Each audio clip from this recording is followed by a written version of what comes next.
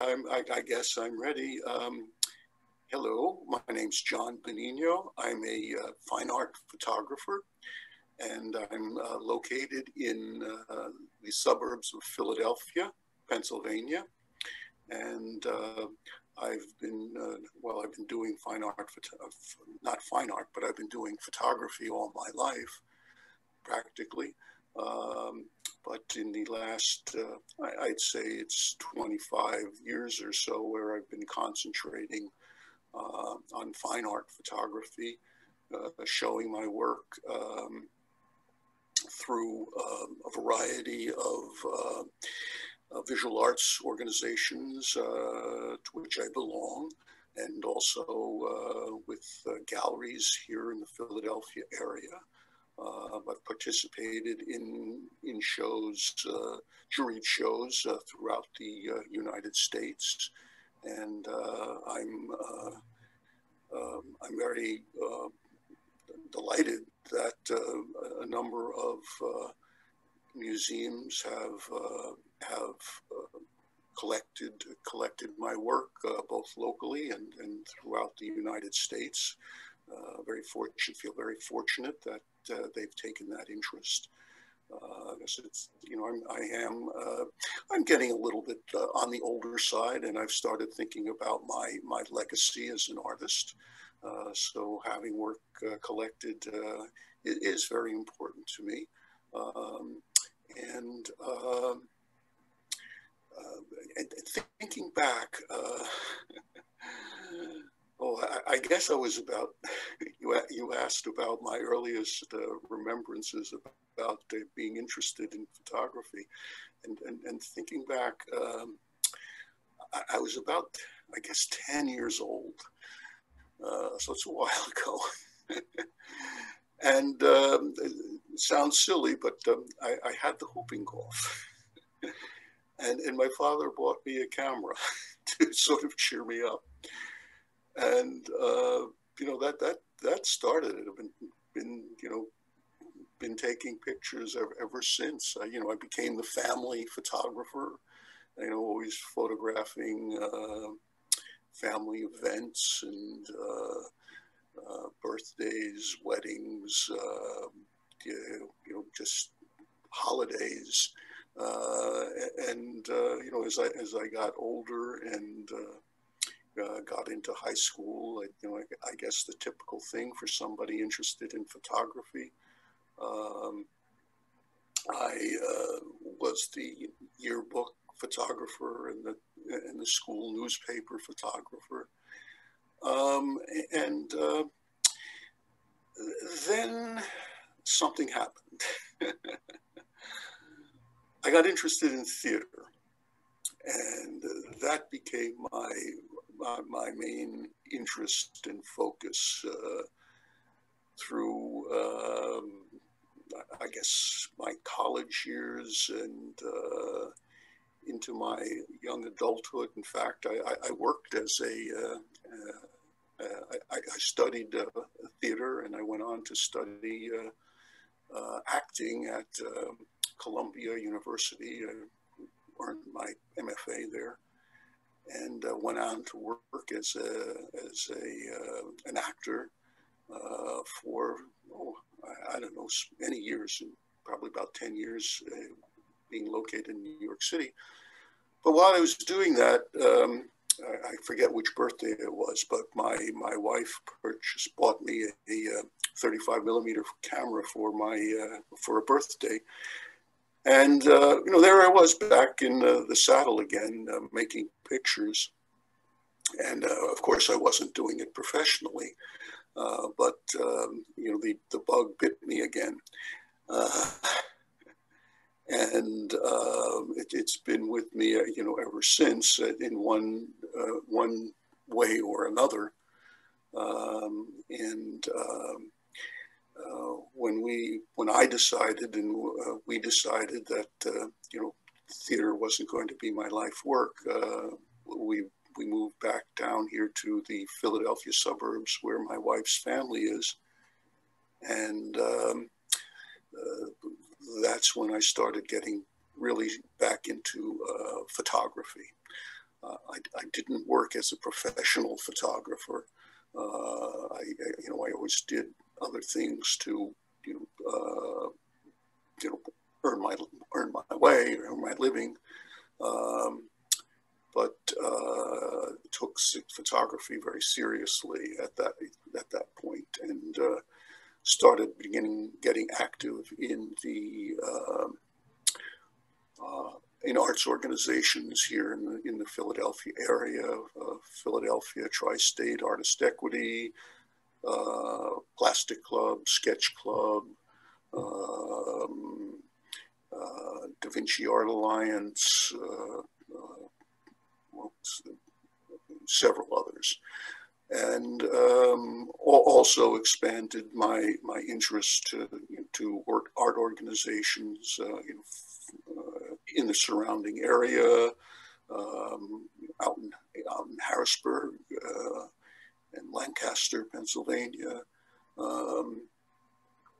and created or developed, I should say, a very nice network of not just photographers, but other working artists. And I guess that was sort of my education to the fine art world here in the Philadelphia area, or the visual art world here in the Philadelphia area. And it was quite an education. I mean, these were, working artists that, had been in it for a lifetime, and they sort of influenced me in my thinking, not just about photography, but about the visual arts in general. Many of them were teachers, in addition to being working artists. And as I got more comfortable with my craft, I started thinking about perhaps teaching myself. And I guess, going back now, I guess maybe 15 years I've been teaching. And I've been teaching at what we have here in the United States, the community art centers, where right now where I'm teaching mostly is the Mainline Art Center, and it's a organization that offers educational experiences for preschool children to senior citizens, and I've been teaching photography there for I guess the last 10 years, mostly to adults, some teenagers, and it's a very satisfying activity. I enjoy it. I have students who are completely new to photography, and students who have been pursuing it as a hobby for their lifetime, and so it's a variety of people, and it's what I enjoy about it is I've found that I hate to call them amateur, but people not making their living from photography, let's put it that way, are more interested in the taking of pictures. They're and not really thinking about making pictures. And sort of that's been the emphasis of my teaching. I try to influence the students to think more about what they're doing, not just about the craft of photography, but about the art of photography, and how to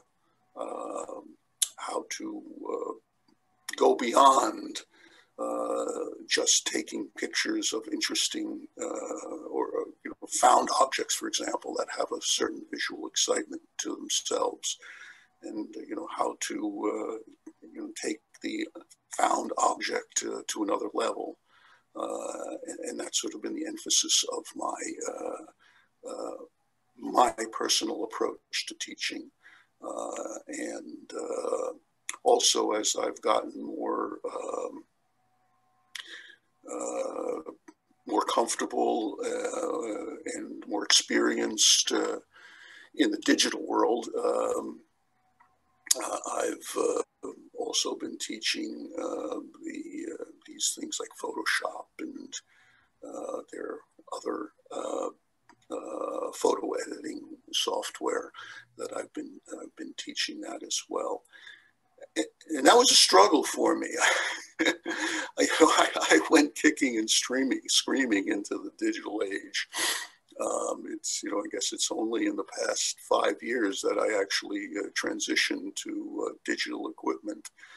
I was a holdout, but I'm glad I made that transition. I find that I can do things not that I couldn't do with film, but it's just it's not as complicated, I guess, is a way to put it.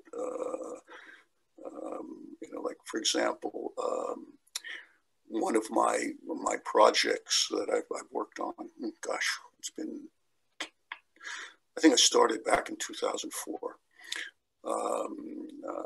Was my first trip out to New Mexico. No, not my first trip. I guess it was the second trip out to New Mexico, and I started photographing the adobe churches there. They're beautiful structures, and they're just so representative of the culture and ritual and traditions of New Mexico.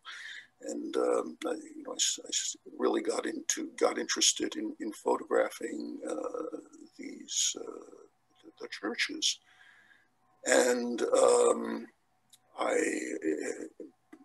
back when I was using film, a friend of mine, another professional photographer, Bob Osman, introduced me to tea staining, and immediately that brought another dimension to these images.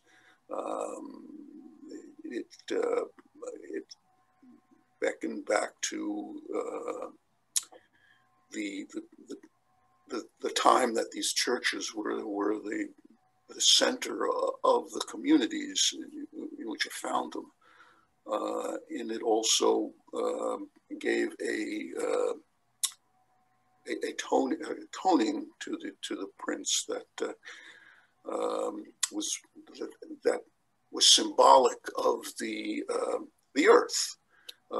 Adobe churches are built up from the earth. The bricks are made from mud and straw. The exterior of the building is covered with a mud and straw, and it just gave a texture and feel of to the image that wasn't there in color or in in ordinary black and white.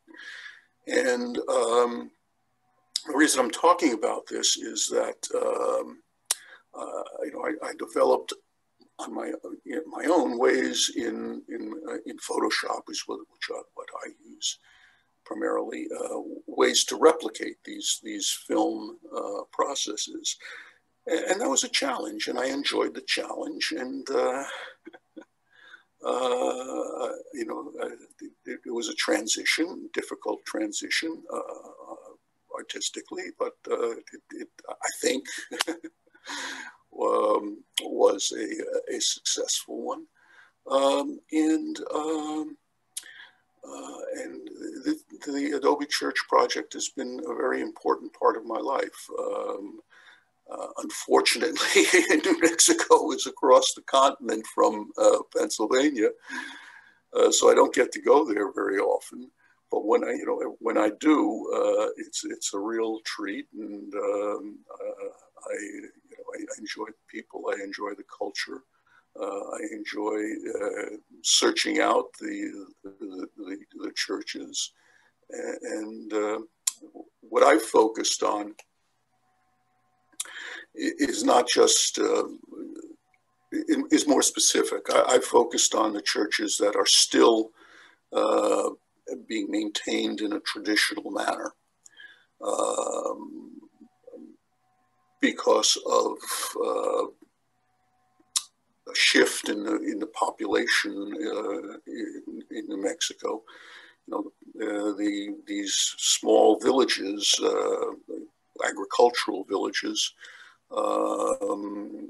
are fading away. You know, maybe there's just a couple of people still living in these little villages, and because of that, many of these communities have used modern, I guess you'd call it, materials such as stucco to cover the exterior of their churches.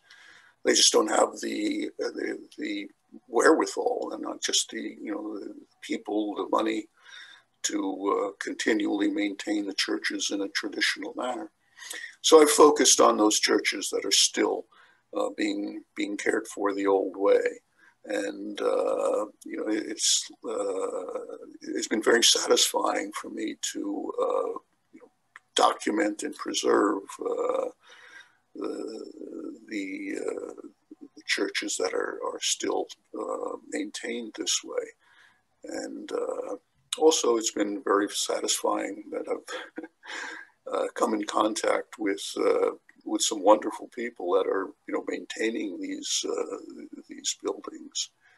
Oh, there's one church. What little town is it? I think, yes, Upper Roquiata, which is a you know, just a small little hamlet, and the church was falling apart. It was ready to be condemned, and you know, there was a group of people living there that, you know, decided they wanted to save the church. And they started working on it, and when they started working on it, the youngest member of the crew was 80 years old, and it took them 10 years to finish the project. So I mean, that sort of, you know, sums up what these communities are facing. You know, they don't have the manpower, they don't have the financial wherewithal to you know, keep up these buildings as they need to be maintained. So it's a struggle, and I feel privileged to document it.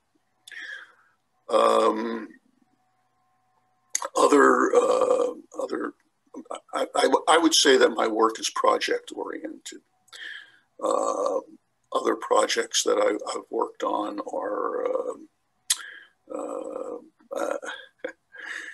I call it riding the rails.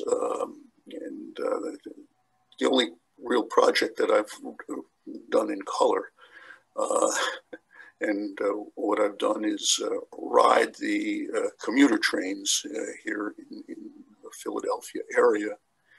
And I photograph, you know, what comes before me as I'm riding the trains, and it's sort of a panning in reverse. I don't know if you're familiar with the technique of panning, but you follow a moving subject and you photograph it as it goes by you. Well, this is the reverse. I'm moving, the train's moving, the object, the photograph is stationary, and it's resulted in some interesting movement studies, I guess you would call them. and I found that using color just accentuates the sense of movement, which isn't there if you if you do it in black and white. Let's see, other projects that I'm working on. Before the pandemic, all of these were before the pandemic. The other projects I've been working on, I've been walking the Philadelphia, I guess they call it the Center City area of Philadelphia, documenting the architecture there. And also I'm very interested in City Hall, which is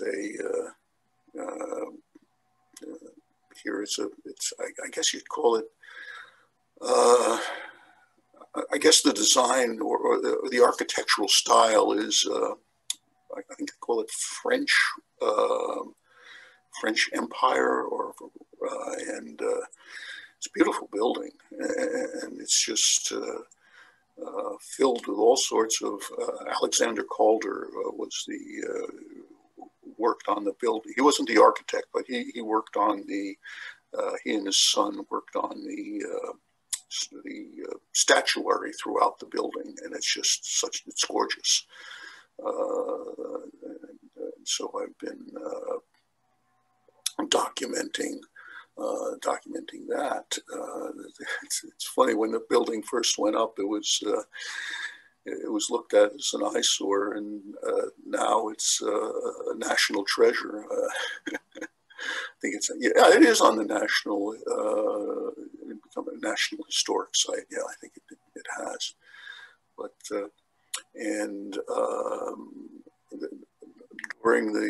unfortunately, during the pandemic, maybe I'm being too cautious, but I've had to put the projects of this type aside, and for a while it took me. I couldn't figure out. I've got to keep creating. What am I going to be doing here? So I started what I call Artist in Residence project. Just finding things throughout the house, objects throughout the house, and photographing them, and trying to make portraits of these objects. Trying to remember who it was. He said, "Don't photograph what it is, photograph what else it is." So I'm trying to make portraits of these ordinary objects, kitchen objects, for example, a cheese grater, a plate, a fork, and find explore the shape and the tones and the line, and bring out what else these might be. It's been fun. It's been something I'm. It's not a type of photography that I've ever explored before, and it's been a new experience. And it's kept me working, and I want to go back. I don't know how this is going to impact your editing, but I want to go back to sort of my formative experiences. So, I don't know that it was an unusual childhood, but my parents were very influential in not necessarily introducing me to photography, but in introducing me to the arts. you know, I, I went to an elementary school where you know, we could take ceramics, we could take art classes, we could take shop, and you know, I participated in those activities. And when I got a little bit older, my parents would take me to Broadway shows. I grew up in the suburbs of New York City, in northern New Jersey, and my parents would take me periodically to see Broadway musicals and plays, and it was quite an experience for a preteen and young teenager to be exposed to this. This was back in the late 1950s, early 1960s, where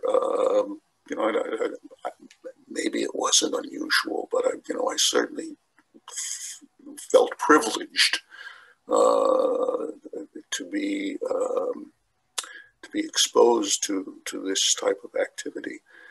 And while it didn't influence me to go into photography, it did influence me to go into theater. It did influence the way I see the world, and I feel, well, privileged to have had that experience as a young man, and I think my photography work is sort of influenced by the theatricality of what I experienced as a young boy going to see these Broadway productions, and also as an actor, and did some excuse me, did some directing and teaching as an actor, and that sense of theatricality, I think, has influenced the way I look at things. I'm always looking for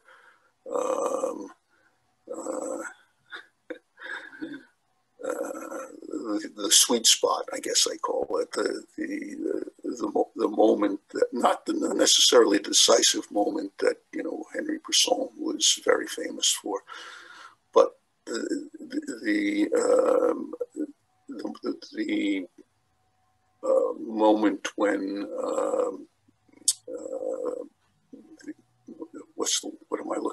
how am I looking to describe this? The moment that reveals the essence of the moment. I don't know how to make that more clear, but that's when you see a play or a film, there's always a moment that, or several moments that reveal the essence of a character, the reason for or theme, or something of that nature.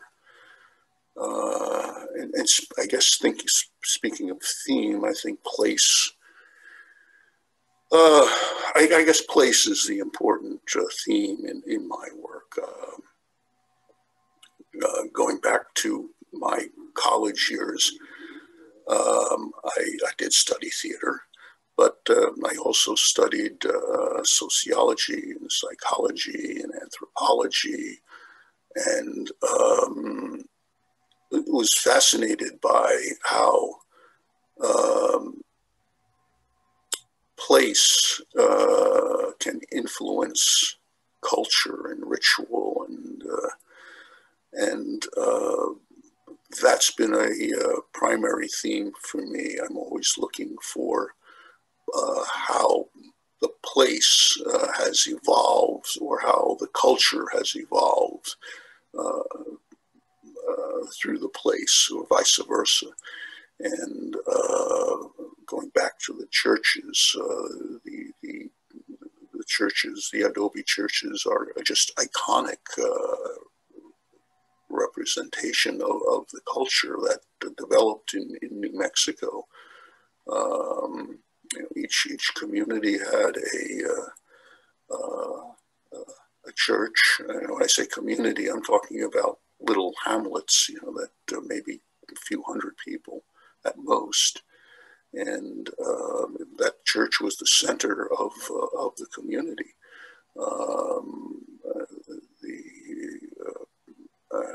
And the maintaining of the church was an essential ritual for the community. Going back to City Hall in Philadelphia, I mean, it's just such an iconic structure that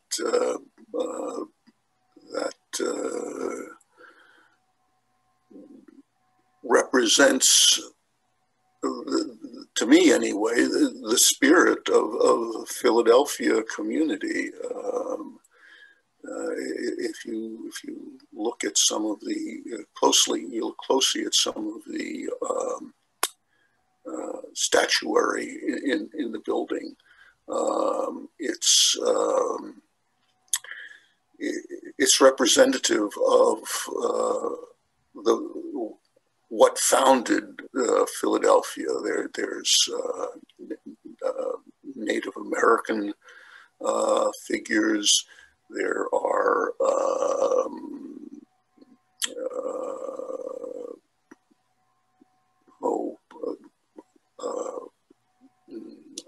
what else? What other kind of figures? There's there are figures from you know, Black history.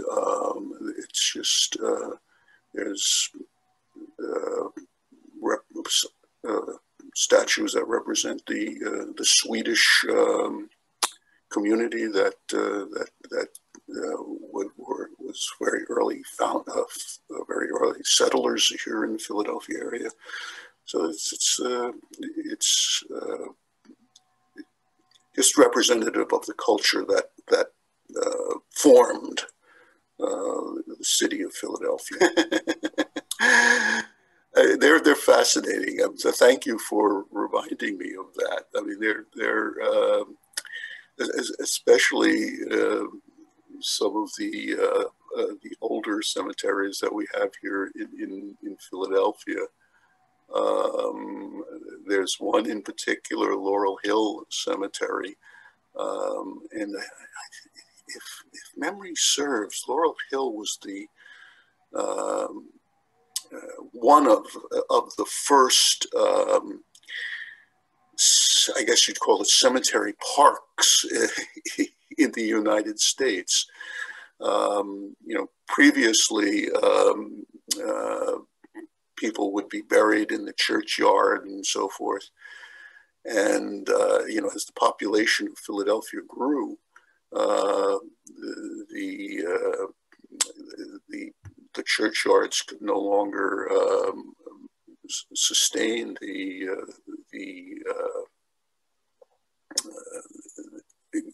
population as its function as cemeteries for the growing population. So this Laurel Hill Cemetery was developed. I guess this was in the early 1800s, I believe it was, and it became a phenomenon. And it's right along the Schuylkill River goes through Philadelphia, and Laurel Hill Cemetery is bounded on one side by the Schuylkill River, And well, it became, as I said, a phenomenon. People would take a riverboat ride up to the cemetery, and they'd have picnics, Sunday picnics on the grounds. I know it must have been quite a sight, but long before my time.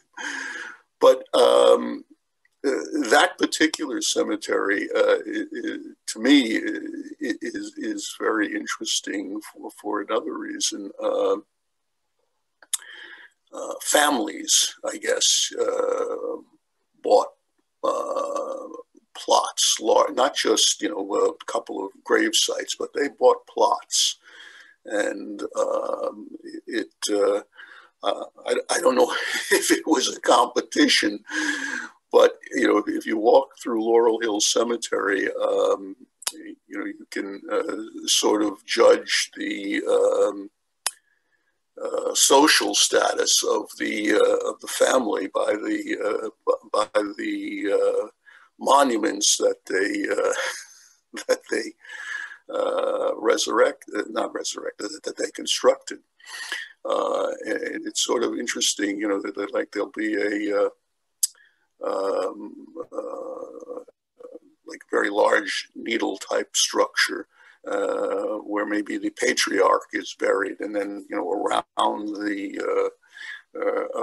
that are the other family members are buried, and I guess according to their status within the family, they have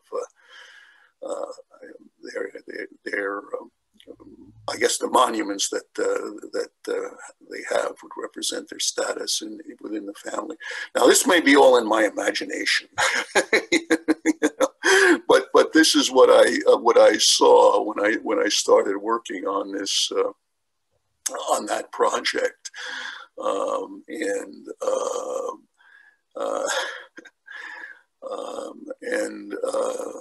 it just fascinated me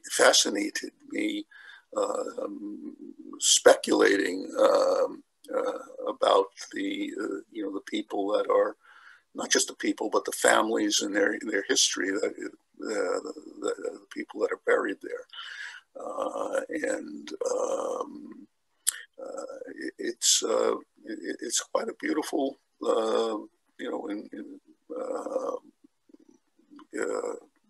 resting place. You have to be somewhere, I guess. But other cemeteries have fascinated me as well. I mean, in New Mexico, there's a whole ritual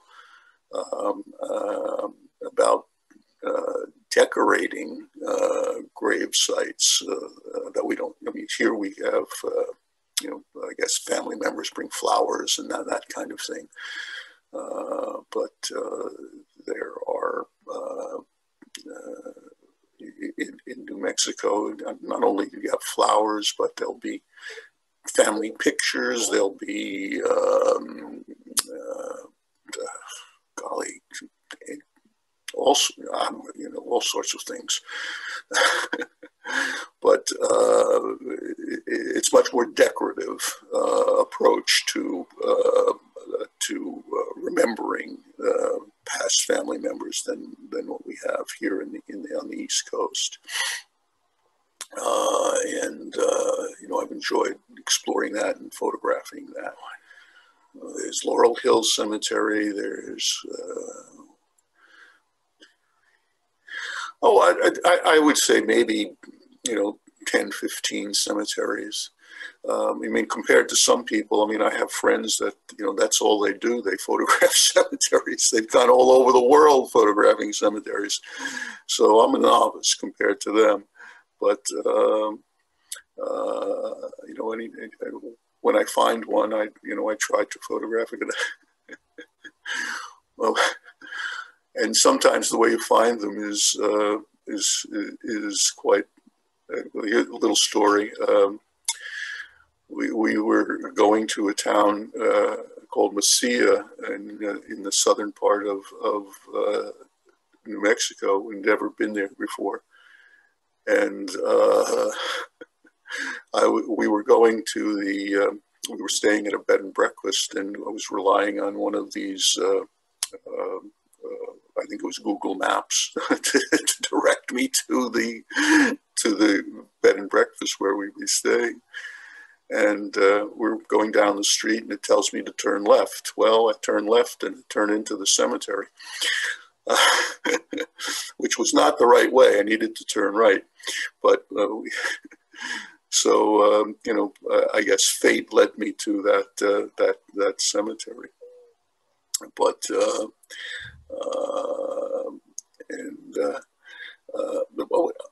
another, I'm sorry to break this, break things up, but things come to mind. Going back to the churches and my, not just the churches, but my interest in place.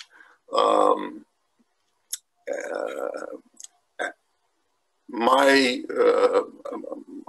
heritage is Italian American, and when my grandparents came to the United States, they settled in a part of Queens, which is a borough of New York City, and they settled in Corona, which is a little community within Queens.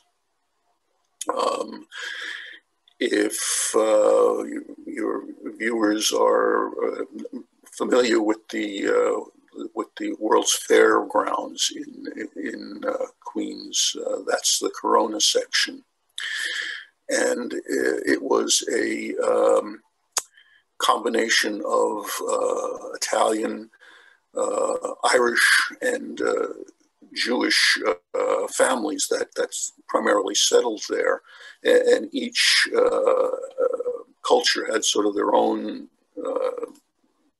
community within the community. My grandparents lived a block away from one another, so that's the kind of community that it was. And as a child, I was born in Corona, but my parents left there to settle in northern New Jersey, where I grew up. But we would always go back to Corona. We'd go there every Sunday for the family meal, and I would often stay with my grandparents. As I said, they lived around the corner from one another, so maybe in the summertime I'd spend time with one grandmother, and then go around the corner and spend time with the other grandmother. But there was a culture there, and I would go to church with my grandmother, and we would go to this little church that said the Mass in Italian for the old folks, so they feel more comfortable. And there were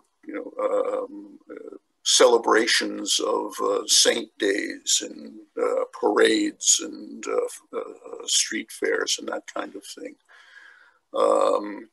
And that really struck me, the strength of the community. And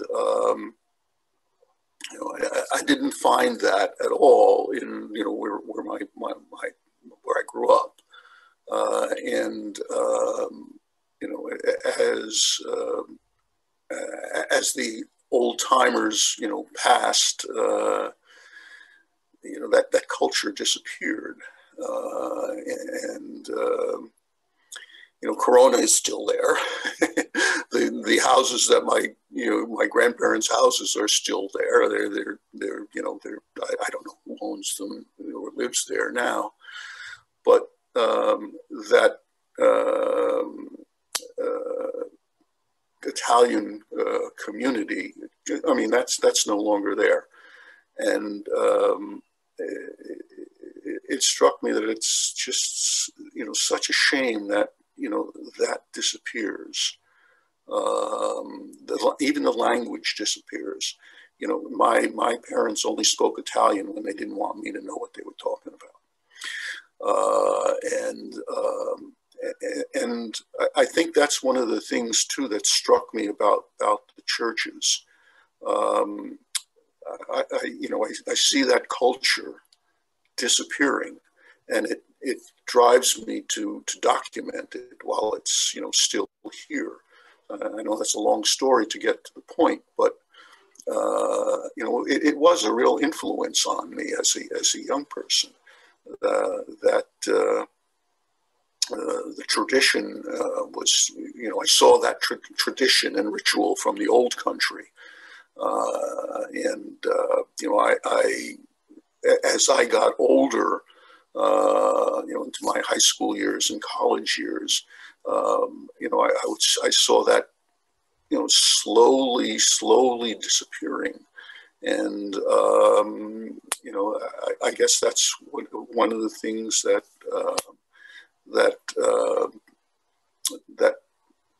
influenced me to take on the church project.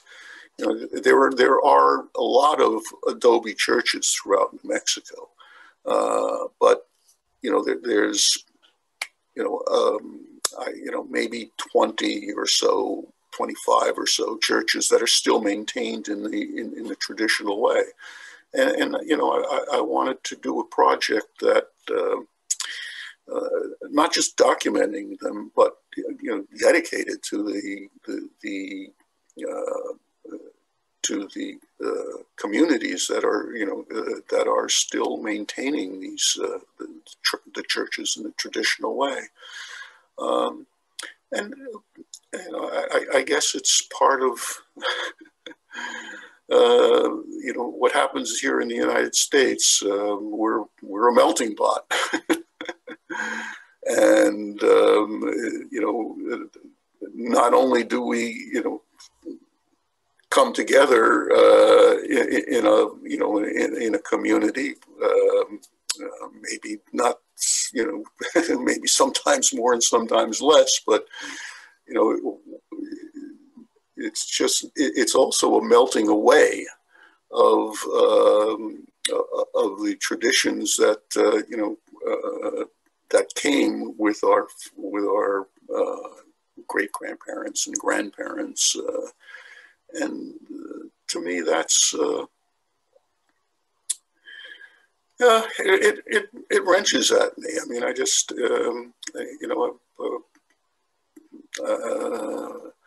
and when I see it disappearing, I shed a tear, I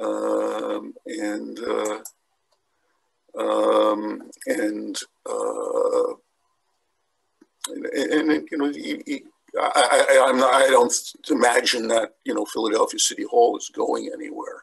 I mean, it's a beautiful building. It's a national treasure, but it depicts. It comes from a time that's no longer with us, and it's a fascination.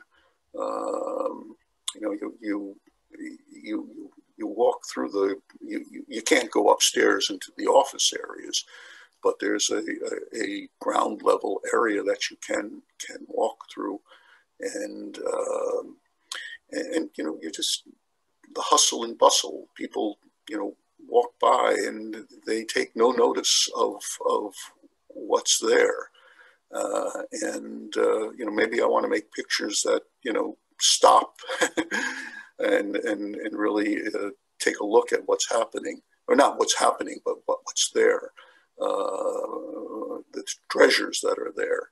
And maybe that's a way to describe how I approach photography. I'm looking for the treasures that are out there. the churches, the statuary in City Hall, the statuary in the cemeteries,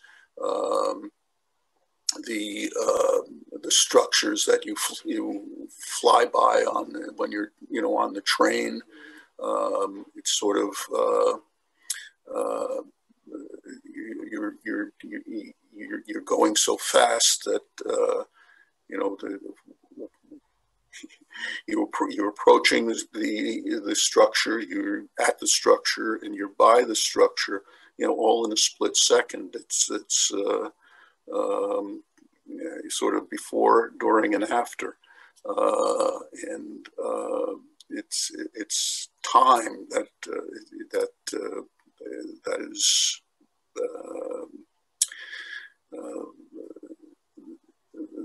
is it's a cliche, but time that's passing us by. I take a pride in trying to preserve that. Well, that's wow. That's something I have never.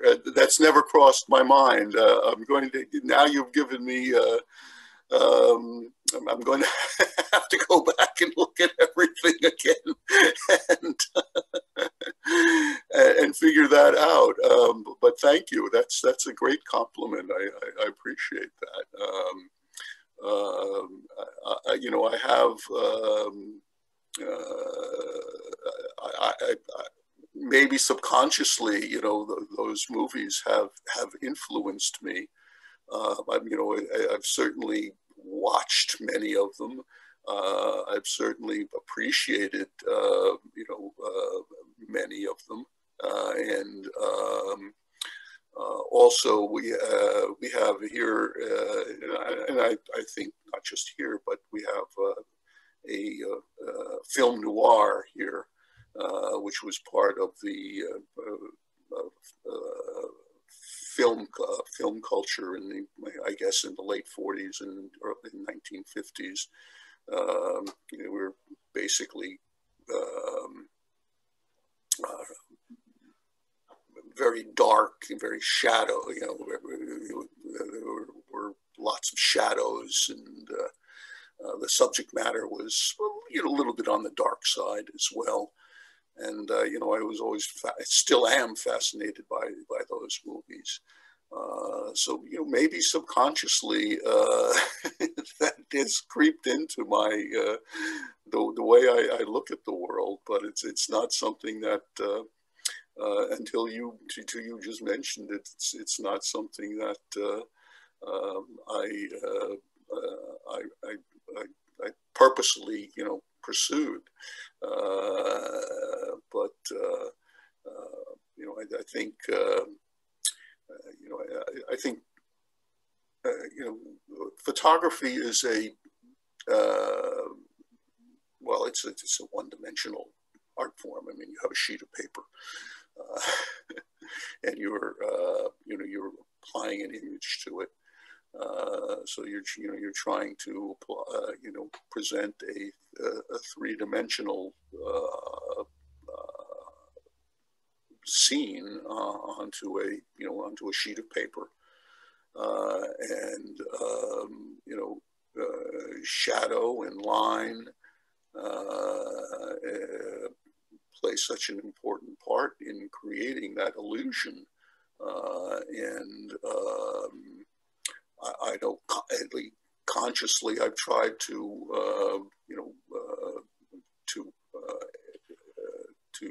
use those tools, I guess, if you would call them, to create a sense of depth in my work. So maybe that's where that influence has exposed itself, so to speak.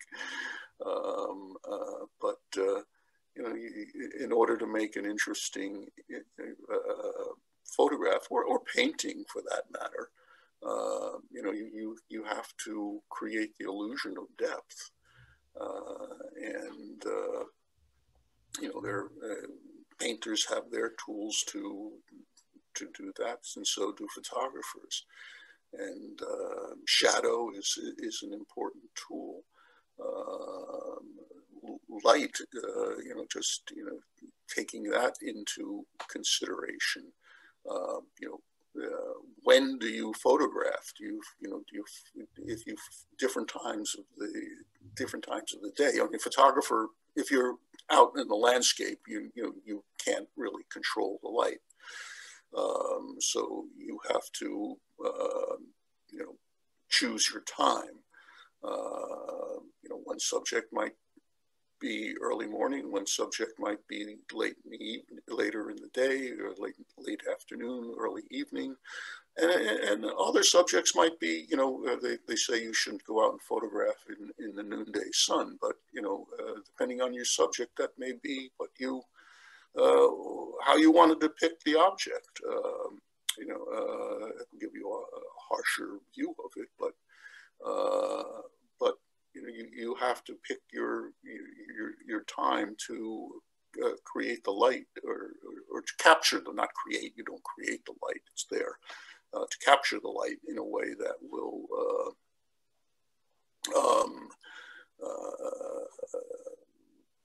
enhance the three-dimensionality of your subject. That's to me, that's an important part of photography. Not just photography, important part of any visual art is to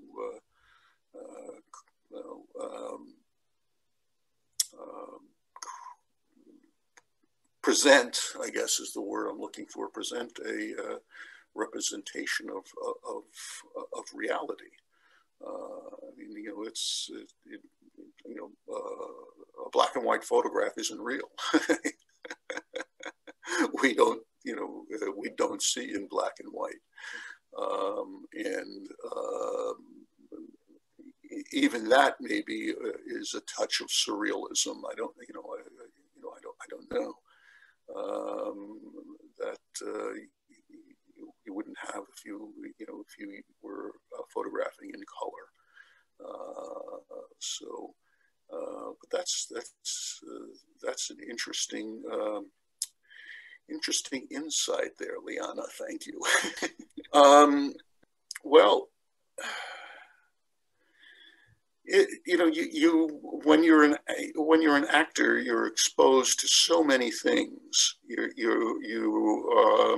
That normally are just ignored. You have to reach into your experiences as a person. You have to search out the experiences of others to breathe life into the character that you're playing. And those influences can come from anywhere. It can be from something you read in a book or a magazine. It can be something you see in a painting in a museum. It can be your Uncle Charlie. There's you really have to draw on what you have as a person and what is around you as a person. That's such a fertile field for you. You can't ignore you can't ignore what you have not ignore. You have to absorb what's around you, I guess is the better way to put it. And you have to bring that to the performance. I'm not a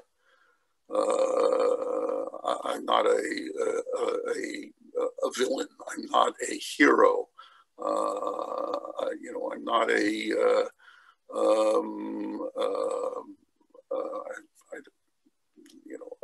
I'm not a millionaire. I'm not a any of those things. But I might be called, we might have to portray one of something of that ilk, and in order to do that, you have to. You have to live your life. You can't ignore. What I mean by that is you can't ignore what's around you, and I think that that's true of any art form. If you're a photographer, you're a sculptor, you're a painter, you're a fine craftsperson. Anything that you're where you're creating something. A lot of it comes from you and your experiences, but I'm not. For example, I'm not a cowboy, but I might be called upon to play a cowboy. How do you approach that? Do you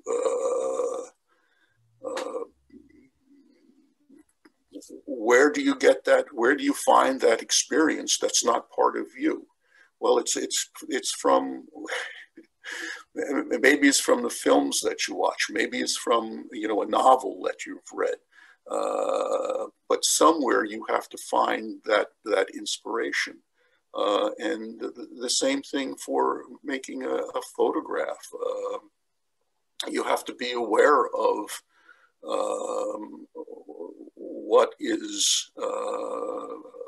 what's there.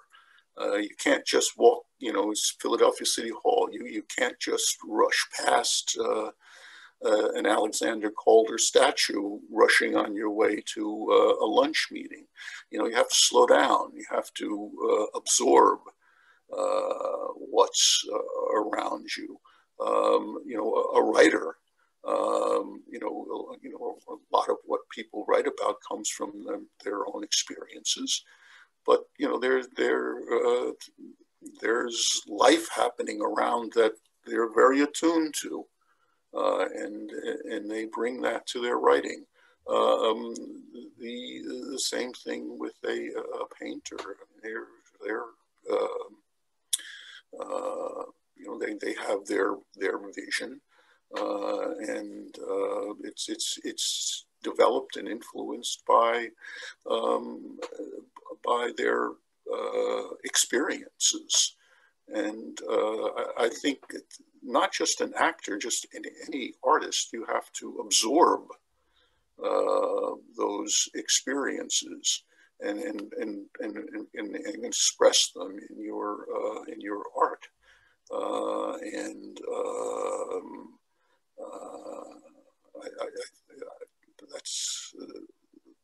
That's just the way you have to live if you're working as an artist. At least that's the way I think you have to live. I mean, that's my experience.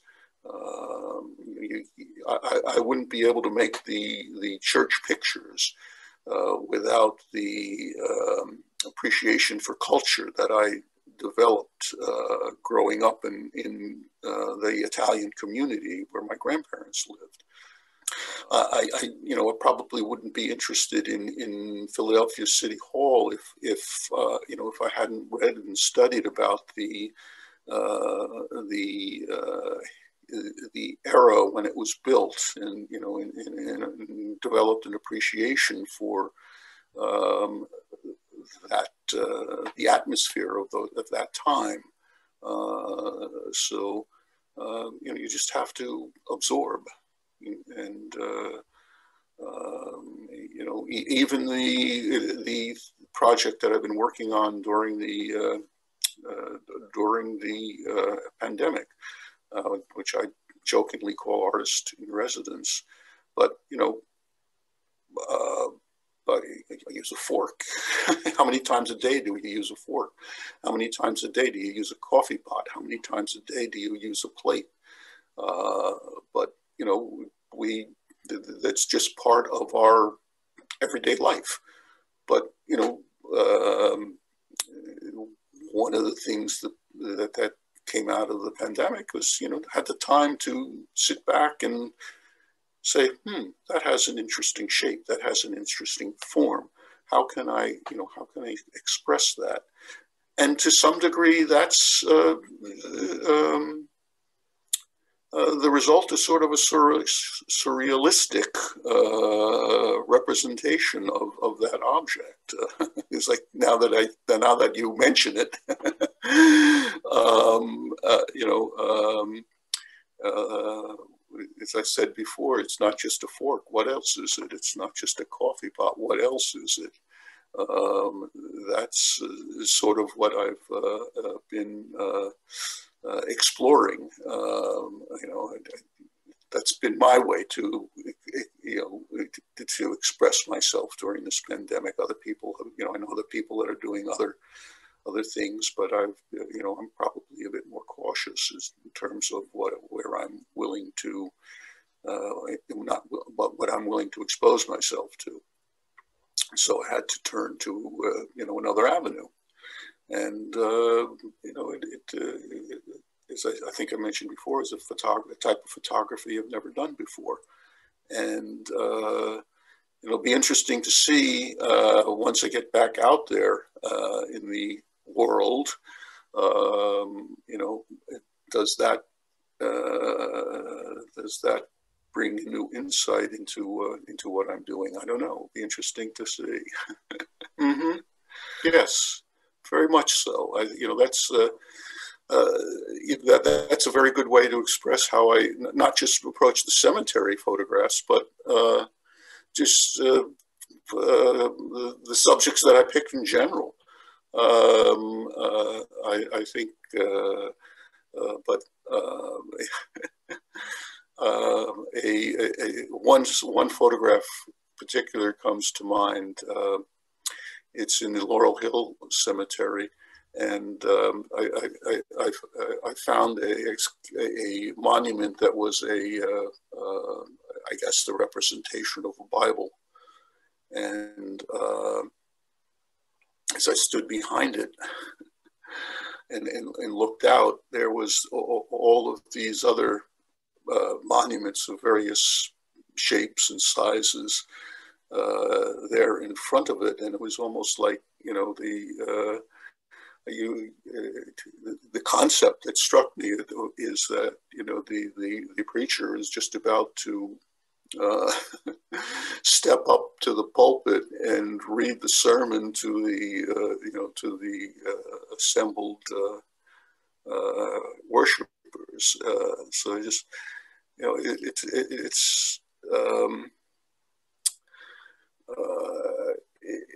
it's a moment. You know, it is a moment in time, and with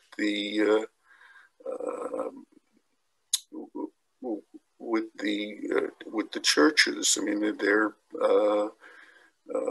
you know, they're very time sensitive. You know, how much longer are they going to be there? And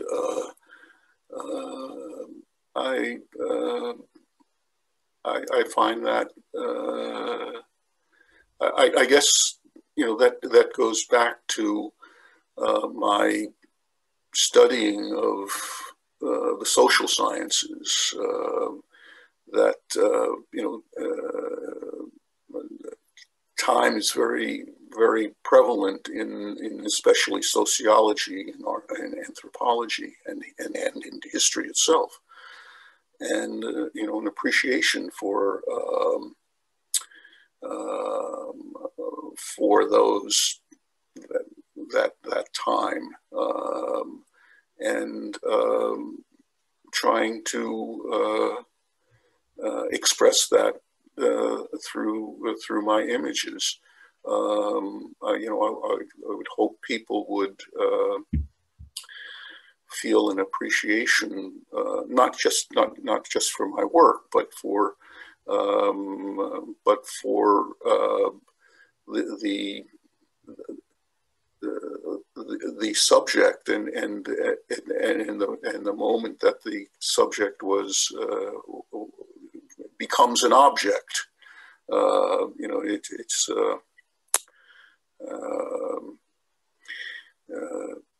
it becomes more than just a piece of paper that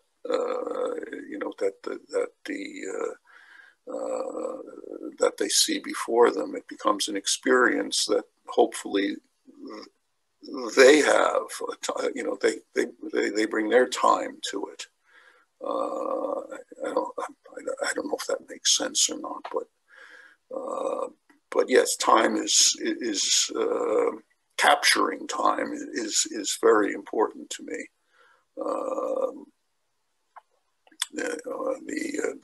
The train photographs, that project happened by accident. I was coming home on the commuter train from Philadelphia, and I had my little camera with me, and I made a few pictures on the way. And after I processed the film and look at them, and I said, "Wow, there's something happening here that's worth exploring." But it was about time. It was that the moment that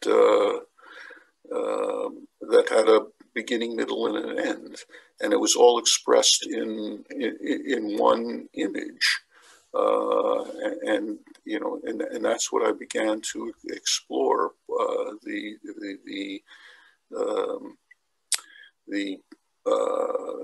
way the colors melted together to express a sense of movement through time. So time is I think it's part of place, and I think I think they both come together in the work that I do. I tend to be attracted to the past and influenced by my own past. So maybe there's not some, but a definite element of an appreciation for of time that's gone by, and trying to not let that melt away into the American melting pot,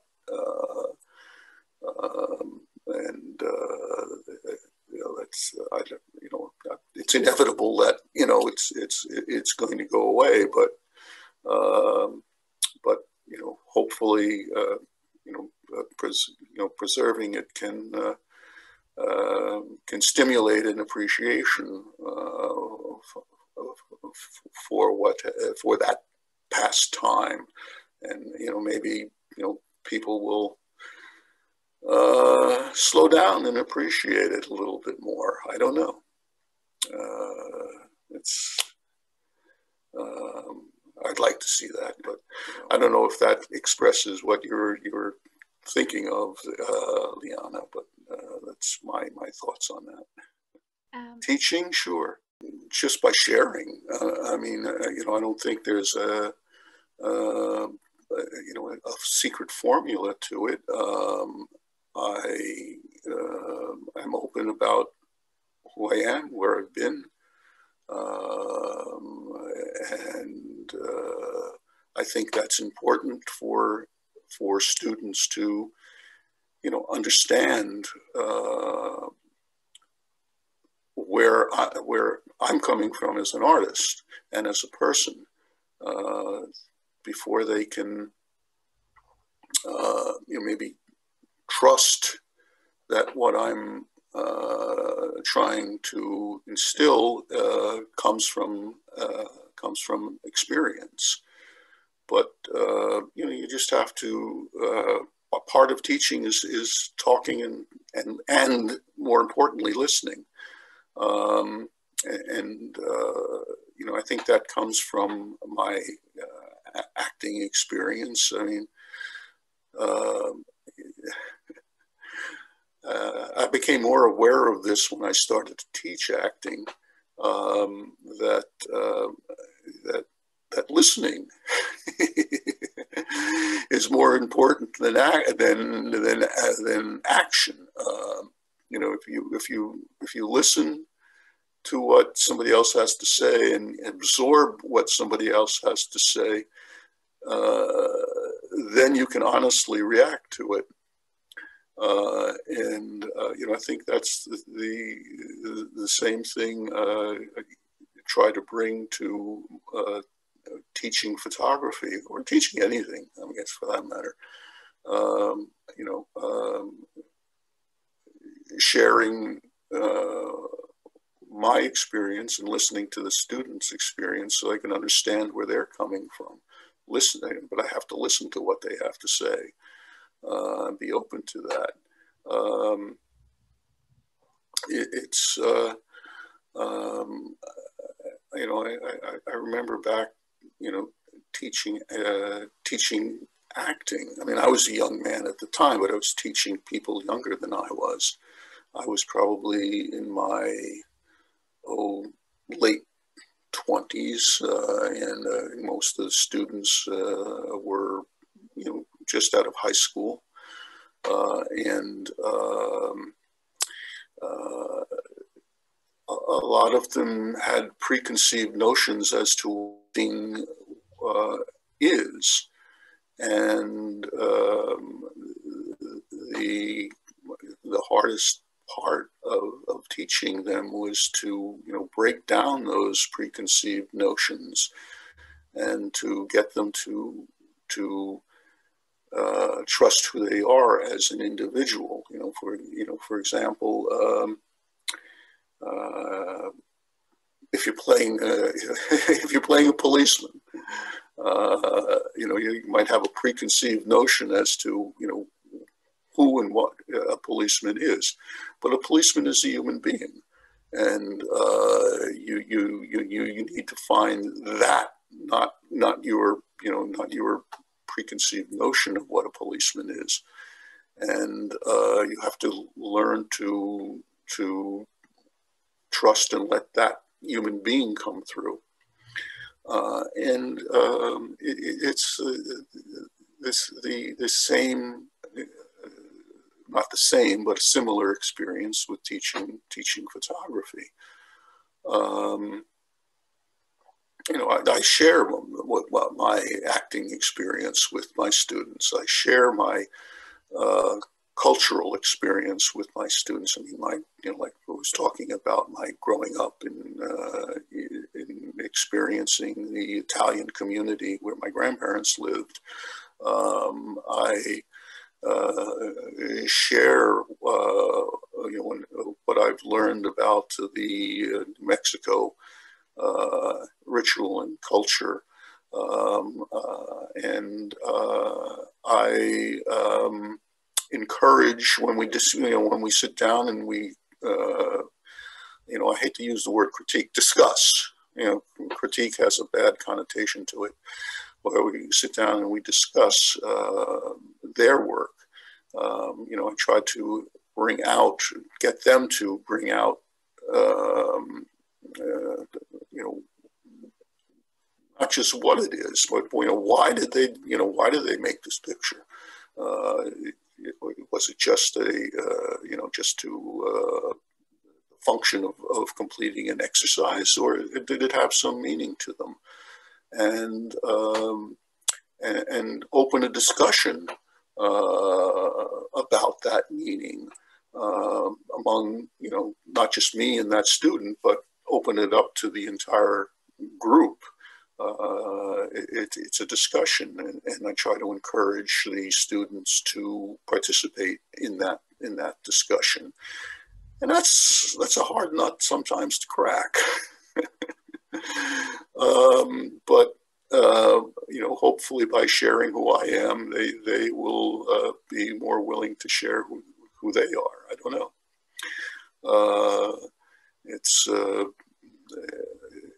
It's teaching is a two-way street. I have something to say. They may or may not be open to it, but hopefully by sharing more of who I am, they will learn to trust what I have to say and trust my experience with in making. And I always emphasize making a photograph. Photography is often criticized because all we have to do is, press a shutter. I don't care if it's a 35 millimeter camera or a 20 by 24 view camera. You're still, pressing a shutter. But if you don't bring your experience to that pressing of the shutter, if you don't bring your experience to the processing of the negative or digital file, you're not making a piece of art, and that's what you have to do. You have to bring your experience, and as I talk to you and the insights that you've brought out. It's given me even more to think about the process of making. It becomes sometimes it becomes instinct. You've trained your mind. You've developed your craft. You have a way of looking and seeing, and you don't necessarily stop and think. You just do, and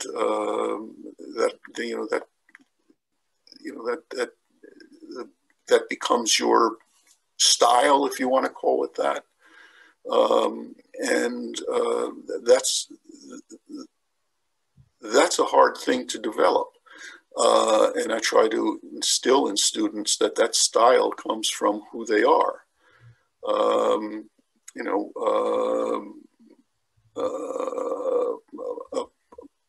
Picasso painting, it's who Picasso was. A Modigliani painting, it's who he was.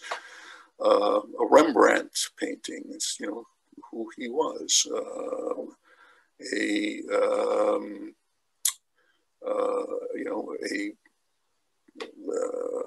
Mozart score, it evolved from who he was, and to get a student trust that, it takes time, and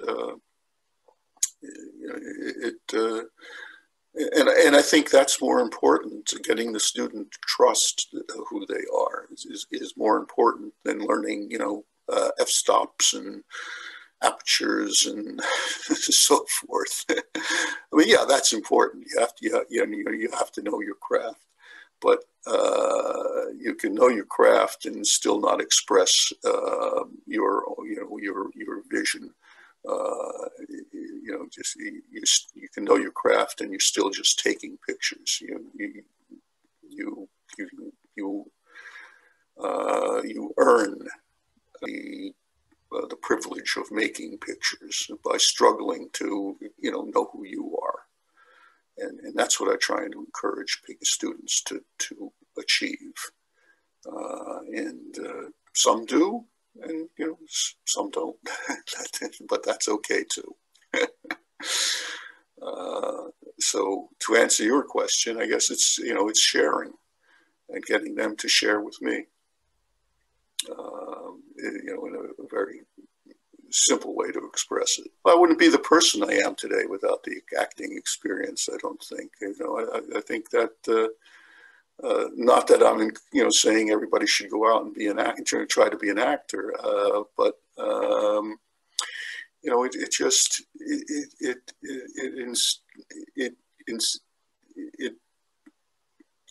it exposes to you who you are by having to explore who you are to create someone else. You know?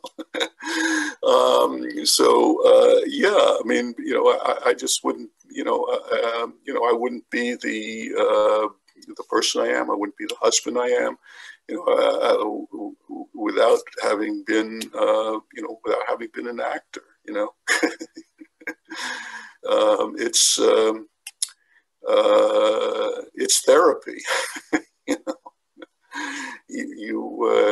you have to, you know, you have to find, you know, not find, you know, you were all aware that, yeah, we grew up with our, you know, and our grandparents were influential in our lives. Our parents were influential in our lives. The school we went to was influential. Or the friends that we had along the way, that's all influential in our lives. But being willing to expose those experiences,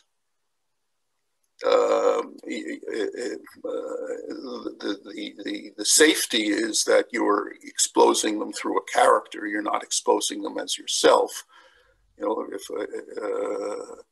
if I were playing a murderer, you know, I'm not going around killing people, but I have to find within me what, you know, what would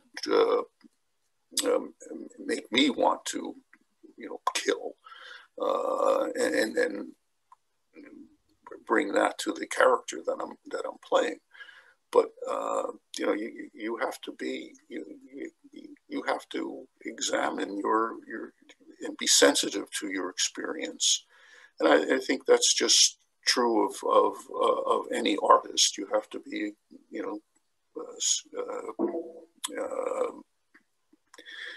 you know, it's a privilege to live that kind of life. It's also, you know, there are times that you dig into things that you don't really want to dig into, but you know, that's part of what, you know, makes you express yourself in some art form, whether it's acting, dancing, singing, sculpture, painting, writing, whatever, you know. But I think that's how you become an artist, is by being honest, not necessarily comfortable, but being honest, because sometimes being honest is uncomfortable. Being honest with, you know, what you are, who you are as a person. And that becomes, you express that in your, you know, in your, in the object that you create. And you know, I think that if I hadn't been an actor, you know, I might have still become who I am. But I think that that created that created a foundation, and you know, the rest of my existence grew out of that. You know, it was one of the building blocks. You know, there was, you know, in addition to my grandparents and parents and school and so forth, and you know, and it was it was a bit of a struggle. Just about everybody you run into when you're you're a teenager and you say to somebody, "I want to be an actor." They ask you, "What do you want to do?" "I want to be an actor." They look at you like you know, you said, "I want to be an axe murderer." So it takes a certain amount of determination to become not just an actor, just to become an artist. And you know, struggling to achieve that becomes the you know, the foundation of who you are as a person. You know, and I think every artist, maybe not every artist, but most artists go through that struggle. You don't. You don't become who's you don't become Richard Burton overnight. You don't become if you're a young woman, you don't become Elizabeth Taylor overnight. They really you don't become Paul Newman. You don't become I don't know who else. You don't become. These are people that lived, and they became the artists that they were. You don't become Picasso without having not lived through, but been touched by Guernica. You just. So it's a building. It's a process that you have to go through, and hopefully you're able to not just go through the process, but you're able to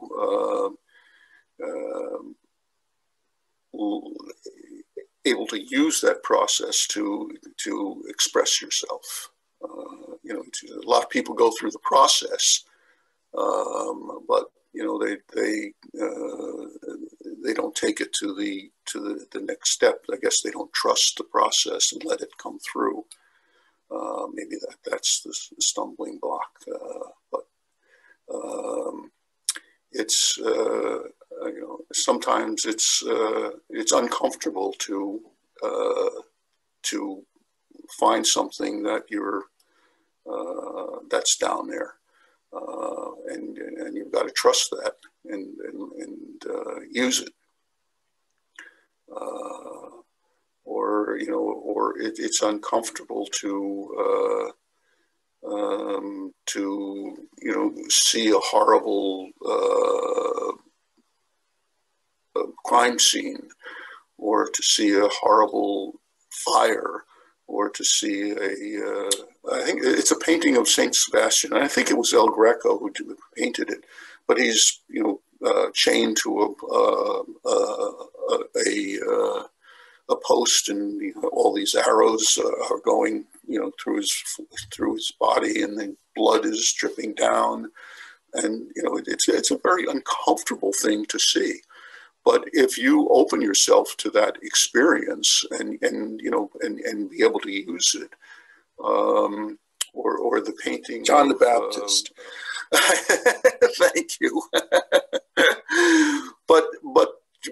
but to see that, I mean, is it's disturbing, but that can bring out. You can use that to bring out something inside yourself. On the other side, you watch a bird flying by your window, and that's, I mean, to me, that's a miracle that this little creature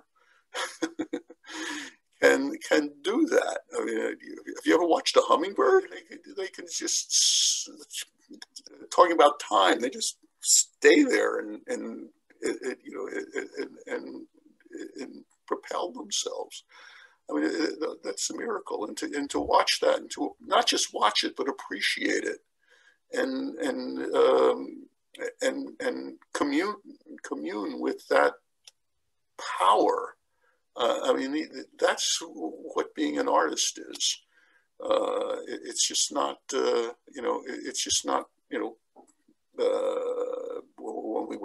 we were kids. I don't know if maybe I'm older than you, so I don't know if they still have these things, but they used to have paint by the numbers, and you get a little kit, and each color had a number, and you'd have a picture before you of a sailboat, let's say, in the lake, and the picture would be divided in little segments, and each segment had a color on it, and you would put you go to your paint set or pencils, and you would paint in a little color in that segment, and then you go to the next segment and you get another pencil of different color and paint that in. But but that's not. I mean, it's a fun exercise and it's exposing children to art, but it's not art. It's just a technique, and I think that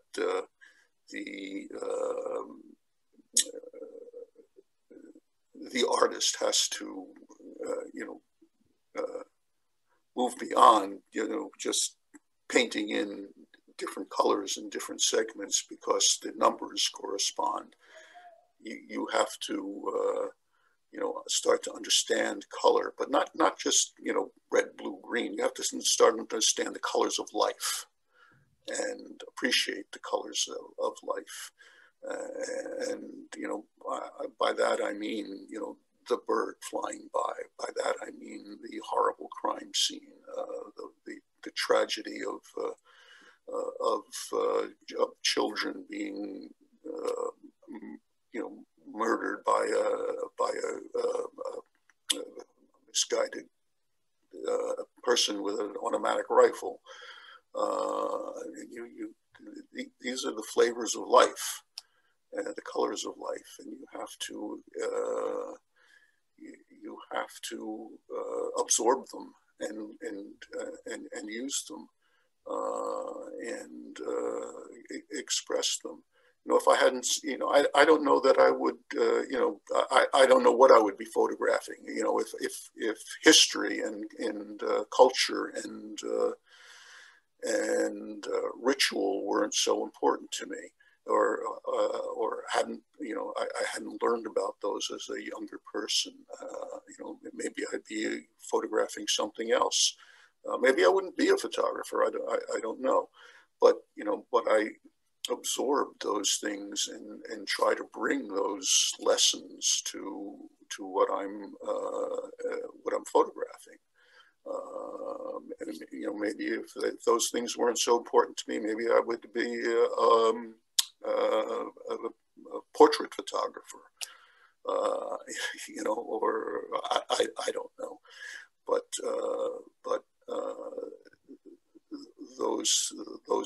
that learning became so important to me that it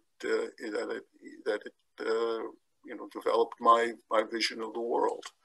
So wow. That was a deep question there, Leon. We have